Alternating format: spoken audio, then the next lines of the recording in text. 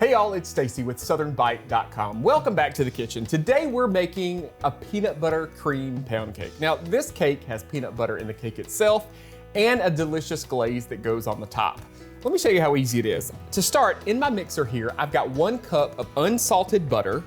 I've got about a half a cup of butter flavored shortening, and I've got 8 ounces of full fat cream cheese. To this, I'm adding half a cup of crunchy peanut butter. What we're gonna do is turn this mixer on and get all of these fats combined.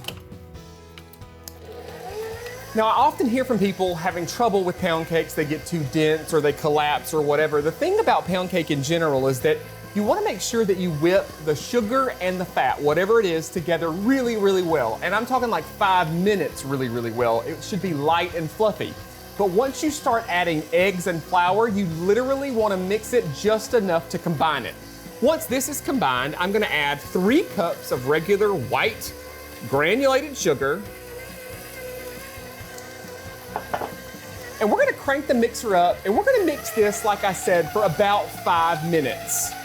We want that to be light and fluffy and the color to lighten up as well. Once that's done, we're going to reduce the speed back down, and we're gonna add room temperature eggs. This is 6 eggs. We're gonna add those one at a time, ensuring that they're mixed in each time, but being cautious not to overmix this. And we wanna use room temperature eggs because they're gonna emulsify into this mixture so much more easily than if they were cold. And that's a general rule of thumb in baking in general, so all of your fats, you really want them to be room temperature. I've got 2 teaspoons of vanilla extract that's gonna go into this as well. While that's mixing, I've got 3 cups of all-purpose flour, and to this, I'm going to add 2 teaspoons of baking powder and about 1/8 of a teaspoon of just regular salt. And I'm just gonna whisk that together, making sure that that leavening is mixed all the way through the flour. And then we're gonna come over here and just gradually add this to our mixture. Once again, being cautious that we're just mixing this enough to get it all combined. Because if we overmix this, we're creating gluten. And that's often what happens when I hear from folks when they say that their pound cake collapsed at the end or it was dense and tough. We create all of that gluten and it tightens up our cake. So we wanna make sure that we maintain that structure. So we're just gonna add this gradually, only mixing enough to get it all combined. Once that's done, that's gonna go in a 6-quart bundt pan that we've either sprayed with like a baking spray that has flour or that's been greased and floured. It's gonna go in a cold oven. Then we're gonna turn that oven to 325 degrees and it's gonna cook for about an hour and to an hour and 15 minutes. If you wanna get technical, you can take the internal temperature of a cake just like you would a steak. That's gonna wanna be about 208 degrees. After that's done, let your cake rest in your pan for about 15 to 20 minutes. We don't want to wait too long because we don't want to let that sugar get hard because it'll make your cake stick to your pan.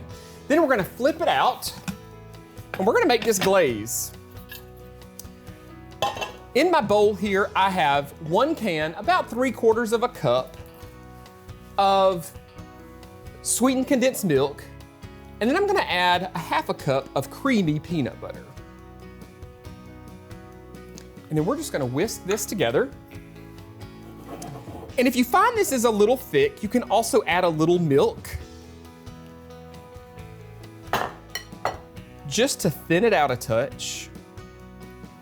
And then once our cake is cooled, this gets drizzled right over the top.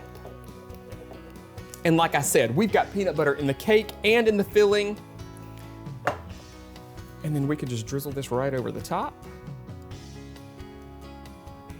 Folks, you can find this full easy recipe by heading over to the website at SouthernBite.com. We've got a Simply Southern TV section right there on the homepage so that you can get quick access to these recipes without any trouble. Y'all enjoy. While Stacey masterfully prepared this dish for us, it's not a Southern Bite original.